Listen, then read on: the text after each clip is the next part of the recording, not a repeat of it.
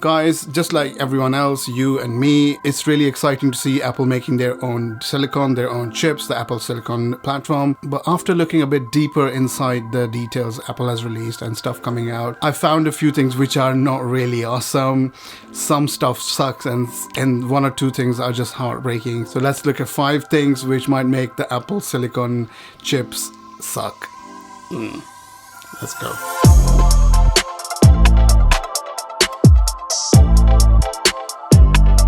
Hey guys, welcome back. My name is Rehan. Welcome back to my channel. Hope you're doing well. Chances are if you're here, you're watching this video, you already know about the Apple Silicon chips. If you don't, I have made a video about it up here and also about some of the stuff which is really exciting.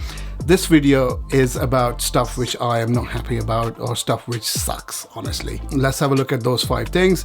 Number 5, please stay with me, is a heartbreaker, guys. Like, I'm so sad about that. So let's go. Okay, number 1, this is pretty big as well, quite sad. Boot Camp is not going to work on these Apple Silicon A series chip machines. So if you're gonna buy a brand new MacBook Pro, iMac, Mac Pro, which has the new silicon, the Apple Silicon, Boot Camp will not work because Windows is not made for this specific version of the ARM chip. They will never make it because that's a monumental amount of work. So yeah, Boot Camp, its days are numbered. Intel-based machines, Mac OS Big Sur with Intel machines will work fine. Until you have an Intel chip inside the machine, it shouldn't be a problem. But yeah, rest in peace, Boot Camp. It is going away. That's sad. Second one, which is kind of expected, I hope I am wrong, but you can say goodbye to any discrete NVIDIA, which is not there, or AMD chips as well. So AMD Radeon, NVIDIA's RTX cards, they are not going to be in these new machines. So if you were hoping a next gen Mac Pro would come with NVIDIA chips, or it will have the latest and greatest AMD Radeons, that's not gonna happen, guys. This is really like sad, but there are several reasons for it. The Apple's system on a chip, the SoCs, already have a really good GPU inside, but I'm not sure. They will have to prove this, that these integrated GPUs are really as good as those RTX or Radeon Pro cards. We'll have to wait and see, but yeah, you can forget about any dreams of having those cards in. Maybe Apple might give us an option to include them, but that itself is quite a technical feat. I don't know what Apple is planning, but yeah, say goodbye to your discrete GPUs. Okay, another one related to this is AAA games, which were already really scarce, really limited on the Mac platform, are just gonna disappear, man. Like, I know Apple has a huge ecosystem with the iOS games, iPadOS games, with the arcade. Some of them will be nice, but you can forget about all the big releases coming out in the next couple of years. Mac users will probably have to buy an Xbox or a PS5, man. Like, you can forget about these AAA titles because it is a lot of work. They already are quite deeply built around the x86 system. Bringing these big developers over to the Intel processor-based Macs was a hard sell anyways. Going to a totally ARM-based system where only Metal is supported, I think games on the Windows platform are just going to flourish, and those AAAs are going to stick to those platforms like Windows and Linux and also the consoles. Apple probably will lose out massively. Not that there was much there anyways. Yeah, so no AAA games for you guys with the ARM chips.